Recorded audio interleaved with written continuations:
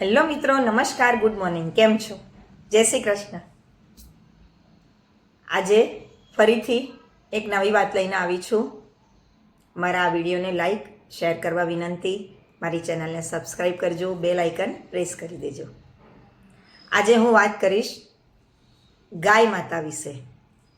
ગાયની પૂજા, ગૌ પૂજા કેમ કરવામાં આવે છે, અથવા ગાયને આપણે આટલું મહત્ત્વ કેમ આપીએ છીએ,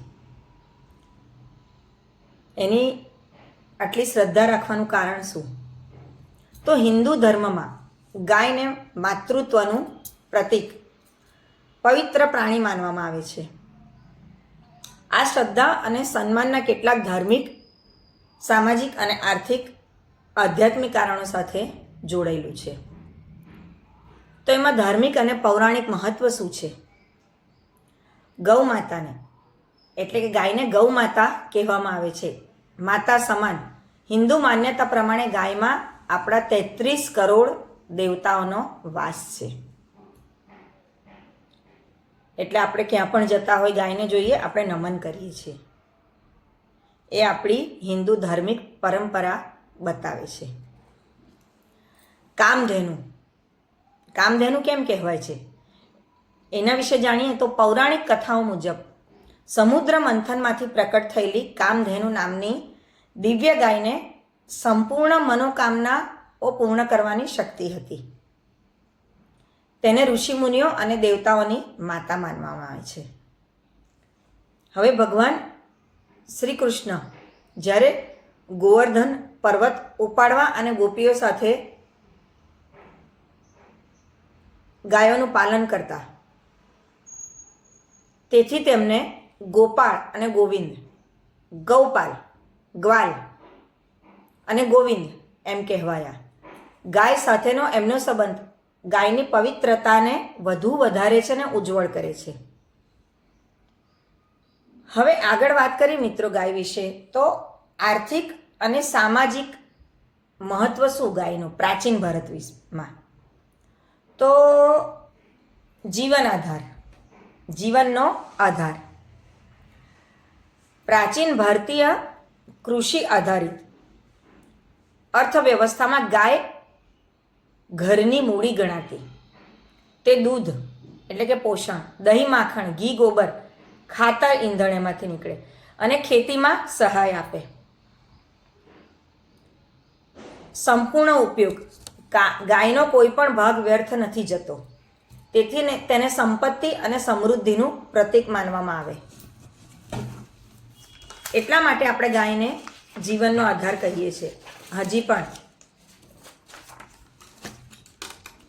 રબારી સમાજ, આહિર સમાજ જે ગાયોને પાળે છે એ ખરેખર ગાયના દૂધ, ઘી એના પર જ નભે છે.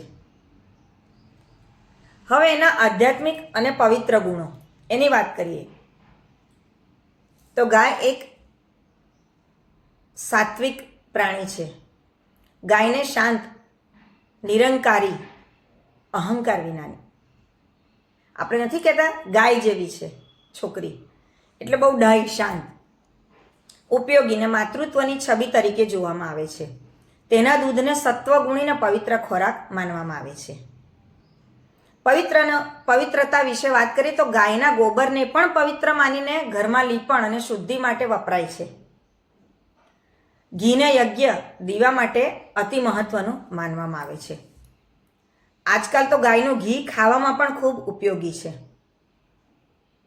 જેમ જેમ લોકોની અવેરનેસ વધી છે તેમ આ લોકો ગાયના ઘીનો ઉપયોગ પણ વધુ કરી રહ્યા છે. હવે દાન અને પુણ્યનો વિચાર કરીએ મિત્રો તો ગૌદાન.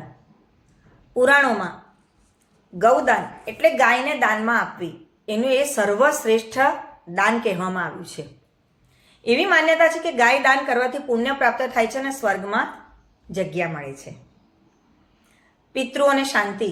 માન્યતા એવી છે કે ગાયને ખોરાક ખવડાવવાથી પૂર્વજોની આત્માને શાંતિ મળે છે. હવે એને અનુલક્ષીને આપણે આગળ વાત કરીએ તો અહિંસા અને કૃપાનો સંદેશ. એમાં શું આવે મિત્રો? અહિંસા પરમો ધર્મ. ગાય એક નિર્દોષ અને ઉપયોગી પ્રાણી છે. તેનું સંરક્ષણ અને પાલન અહિંસાના સર્વોચ્ચ હિન્દુ સિદ્ધાંતનું પ્રતીક છે. કૃતજ્ઞતા મનુષ્ય પ્રત્યેના એના અનેક ઉપકારો, દૂધ ખેતીમાં સહાય માટે કૃતજ્ઞતા દર્શાવવાનું એક માધ્યમ છે ગાય. હવે એની છેલ્લી મહત્વની સમજૂતી વિશે વાત કરીએ મિત્રો, તો હિન્દુ ધર્મમાં સર્વ પ્રાણીઓમાં ભગવાનનો વાસ માનવામાં આવે છે, પરંતુ ગાયને વિશેષ માતૃ સ્થાન આપવામાં આવ્યું છે. એના સંપૂર્ણ ઉપયોગી સ્વભાવ અને પૌરાણિક મહત્વને પણ દર્શાવવામાં આવ્યું છે કે ખરેખર ગાય માતા આપણા માટે શું છે અને કેમ છે.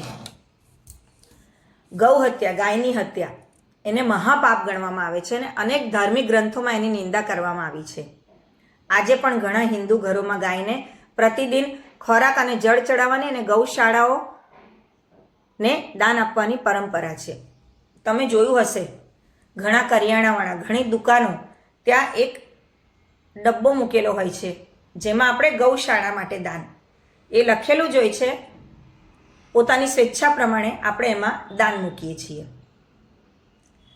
હવે બીજું કે દીકરી જ્યારે પરણીને સાસરે જાય તો આપણે ચાંદીની વસ્તુઓ આપીએ છીએ ને, ગણપતિ, લક્ષ્મીજી, તુલસી ક્યારો, 5 જલધારી, અને એની સાથે આપણે ગાય આપવાનું પણ એક મહત્વ છે. ચાંદીની ગાય આપણે આપીએ છીએ. કોઈના ઘરમાં શુભ પ્રસંગ હોય તો પણ આપણે ચાંદીની ગાય દાન કરીએ છીએ. આમ ચાંદીનું દાન કરવું પણ સારું કહેવાય ને સાથે સાથે ગાયનું દાન કરવું.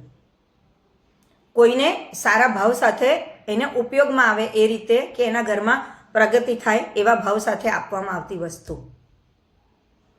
જેને ખૂબ પવિત્ર અને ધાર્મિક સંસ્કાર ગણવામાં આવે છે. હવે એનો નિષ્કર્ષ વાત કરીએ મિત્રો કે હિન્દુ ધર્મમાં ગાયની પૂજા એ માત્ર એક પ્રાણી પ્રત્યેનો આદર નથી, પરંતુ તે કૃતજ્ઞતા, અહિંસા, માતૃભાવના, આર્થિક ઉપયોગિતા અને આધ્યાત્મિક શ્રદ્ધાનું એક સંયુક્ત પ્રતીક છે. તે પ્રકૃતિ અને પ્રાણી જગત સાથે સુમેળમાં જીવવાની પ્રાચીન હિન્દુ દર્શનની અભિવ્યક્તિ છે.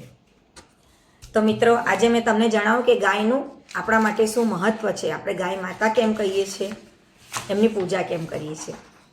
મારા આ વિડીયોને જોવા બદલ આપનો ખૂબ આભાર અને લાઈક શેર કરવા વિનંતી. દરેક વિડીયોમાં જોડાઈ રહેવા બદલ આપનો આભાર. ફરી મળીશું નવી વાત, નવા વિચાર સાથે. જય શ્રી કૃષ્ણ.